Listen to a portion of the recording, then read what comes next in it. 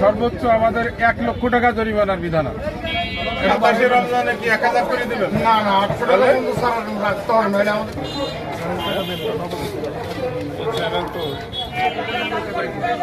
নিবই তো নেই আমার। পরে যেটা সেটা আমরা বিবেচনা করব। আমার কোনো দায়বদ্ধতা থাকবে না। আপনার ক্ষেত্রেও তো তাই, সবার ক্ষেত্রেই তাই।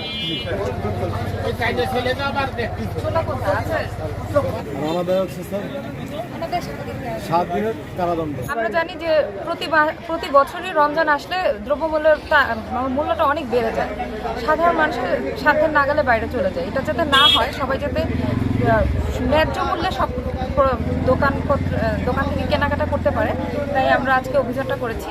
আমরা মূলত করেছি ফলের দোকানে এবং মাছের দোকানে। আমাদের ফলের দোকানে মোট 6টা মামলা হয়েছে। 6টা মামলায় আমরা 27,000 টাকা জরিমানা করেছি। আর মাছের দোকানে লাইসেন্স না থাকার কারণে, কৃষি বিপণন লাইসেন্স না থাকার কারণে আমরা 1,000 টাকা জরিমানা করছি সতর্কতামূলক। আজকে আমাদের সাথে জেলা কৃষি বিপণন কর্মকর্তা ছিলেন আমাদের প্রসিকিউটর হিসেবে। আজকে আমরা অভিযান করছি। কেন আমার লোক আছে, তারা তাগিদে দেয়, কিন্তু আপনি যদি তাদের না মানেন,